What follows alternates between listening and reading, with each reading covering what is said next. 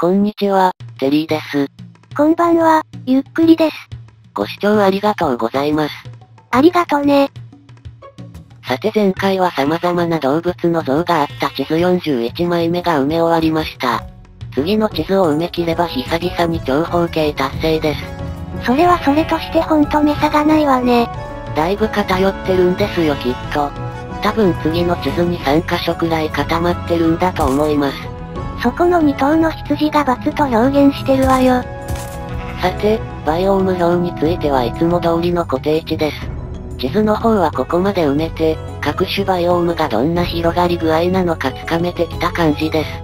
つまり、目差は広がってないということね。一体どうしてこんなことになったんだか。さて、起伏の激しい屋根状の森を進んでいるところですが、ここをジャンプで飛び越えると目差が出ると予感があります。常に予感に裏切られているテリーの話には説得力あるわ。あ、思ったより楽勝でした。今は地図外の場所を進んでいるのですが、地図上には自分の向いている方位が表示されません。ちょうどラグ発生中なので空を見上げて少し待ってみます。お、今ブレた方角が東ですね。時々ラグは便利です。ただ、そんな便利なラグも困ったことがあるんですよ。うがーです。ラグ中の先行入力だかなんだかで落下してしまいました。危なっかしいです。つい数ヶ月前にはラグがほとんど生じなかった時もあったんですけどね。ここ数日の余暇を使ってパソコンの設定を色々調べてみたのですが、時間ばかりかけてしまいプレイ進行が滞ってしまっただけでした。もう私はラグと共に生きていく心構えです。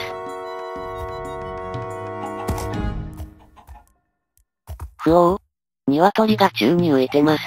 一瞬でしたね。大丈夫、ただの表示抜けでした。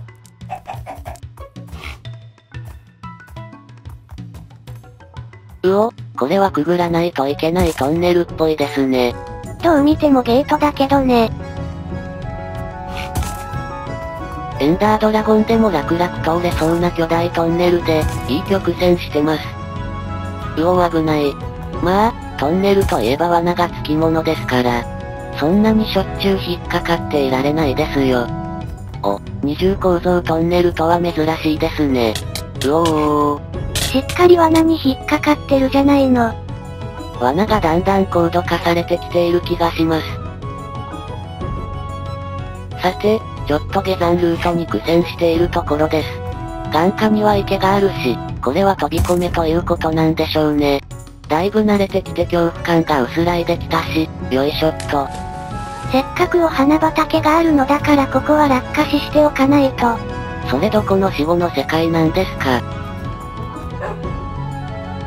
さてなんだかんだでようやく地図作成ポイントに着きました。着いたはいいのですが、作成ポイントがダークオークの木の中っぽいです。うわ、びっくりした。ひょっとしてこの木を守ろうとしているの？伐採したら呪われて目差が出ないの？まあしょうがないですね。これで証拠隠滅で完全犯罪成立です。というわけで呪いを防ぐために屋根状の森の上で初めて地図を作ることになりました。さて、この地図が完成したらついに冒険の時間地図42枚目ですね。でも、なんか最近、目差が出るのは地図がラッキー 7×2 になった49枚目のような気もしてきたりしているんです。テリーに足りないラッキーが20掛けだものね。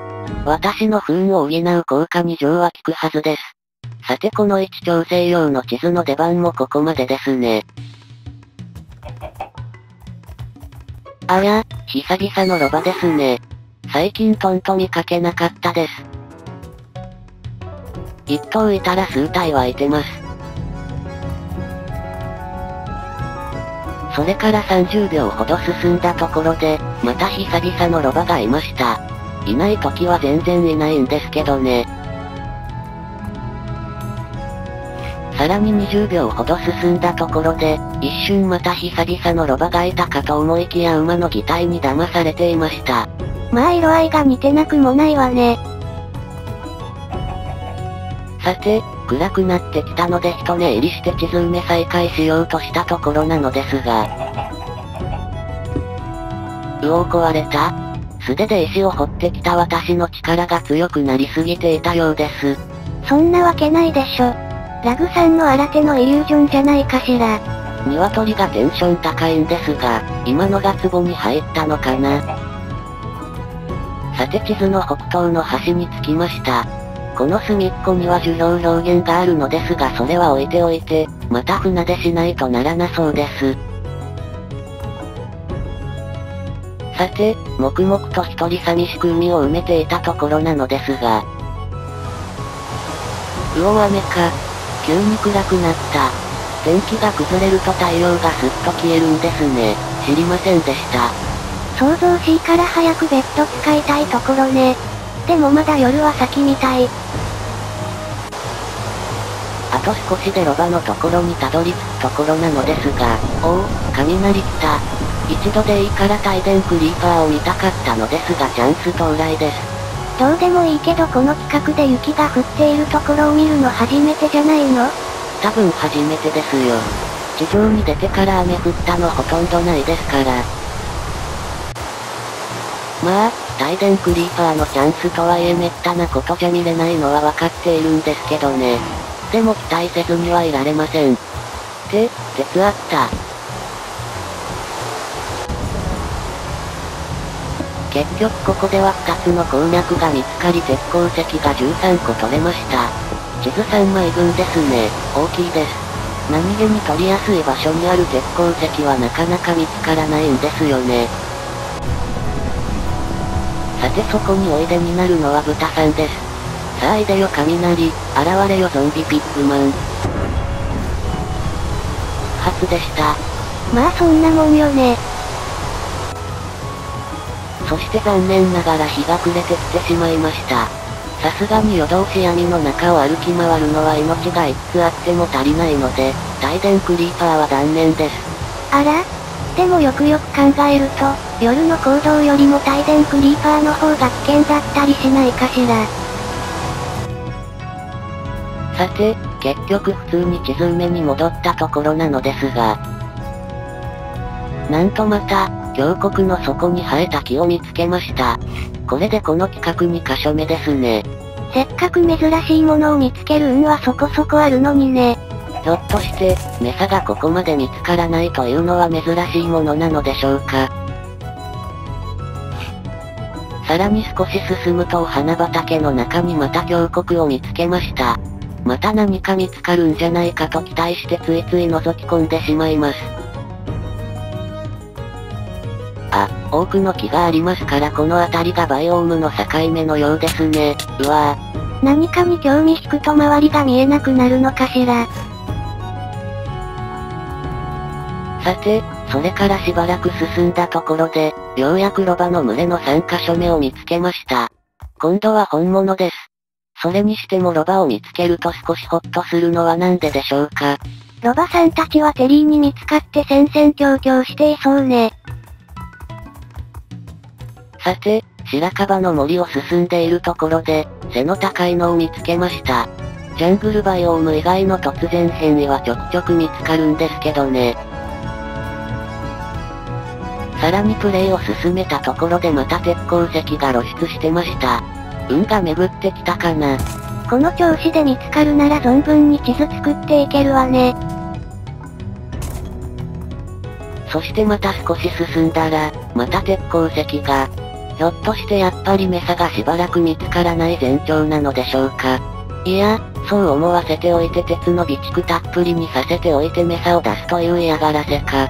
鉄が尽きたら面倒なんだしさっさと取りなさいよ。いえラグリ最中で今動けないんですよ。さて、標高がやや高めな山岳を抜けたところで砂利山を見つけました。なんかこの地図突然変異がやや多めです。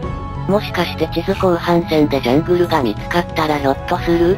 そういうこと言ってるとこの地図のジャングルが逃げるわよ。さて、ちょうど地図が半分埋め終わったところで今回はここまでです。連休中にもうちょっと進めたかったんですけど、すみません。ぶっちゃけモチベーションが下がり気味です。まあ、ずっと地図埋めしかしてないものね。そこで考えたのですが、もし地図49枚までにメサが見つからなかったら、もう新企画をスタートさせてしまおうかなと思います。目先に人参ぶら下げて頑張る作戦に出ます。それではまたね。バイバイ。